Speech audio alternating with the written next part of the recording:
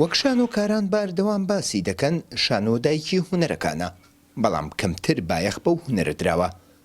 بۆیە شانۆکارانی کورد لا دەرەوەی وڵات دەیانەوێت کار لەسەر ئەو هونەرە بکەن و لە ڕێگەی شانۆوە پەیامەکانیان بگەێنن. ئەمە گروپێکی شانۆیی کوردیە لە ژمارەیەک شانۆکاری باکووری کوردستان پێکهاتوون، لە نیشتیمانی خۆیان هەڵهاتوون و لە وڵاتی بەلجیکا نیشتەجێن. ئەم گروپە لێرە بە زمانی کوردی شانۆگەری کۆشکی باڵندە غەمگینەکانیان نمایش کرد کە لە ڕۆمانی بەختیار عەلی وەرگیراوە.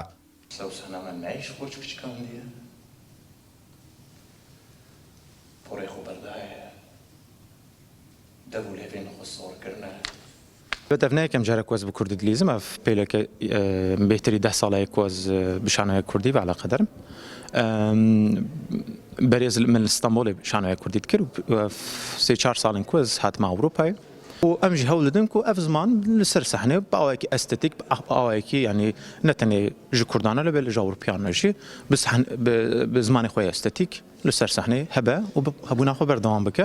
ئەمژیش بەوەیەکی وێگە ئەف گاوێک بوو گاوێ مەیدن و وەرنشخوا نەتەنێ لێدرێ لە هەر دەرێ ئەوروپام هەوڵدەدەن و خەباتێن خۆ بەردەوام بکەن.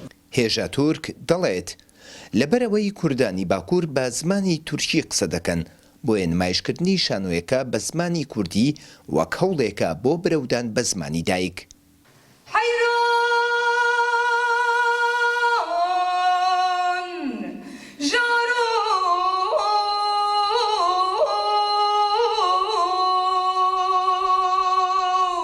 عولي متقوي كارمة جوار بفلان لي أنا بفان برتكا ما فهم كركو قال لي ما جي جبو في تشتي برتشيبو وباشبو يعني زبيجم يعني مخابن ولا تيمة دبن دستادية وخيادك وأفروش ددمك الناس ده نجوهرة وأم قالك هس وقتبي من مجبور مان ما ولا تخو بردام هاتن ومخابن چاودێریا من یالڤر ئەو بووکو کوردێن باکوور بە ترکی دپەیڤن یعنی بە فلامەنی و بە ئەڵمانیژی ناعەلمن بەس بە ترکی دپەیڤن.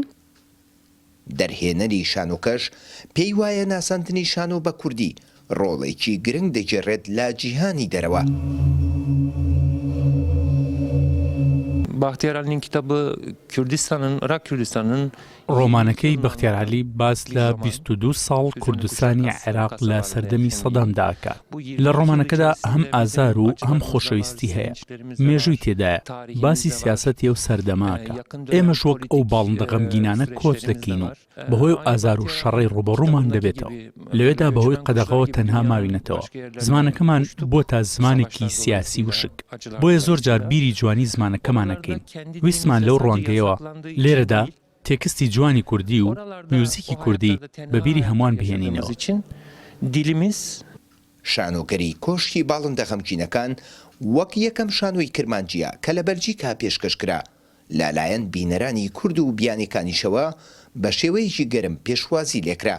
بڕیارە لە داهاتوودا شانۆگەری تر بە زمانی کوردی پێشکەش بکەن. کارزانالی NRT بەلجیکا.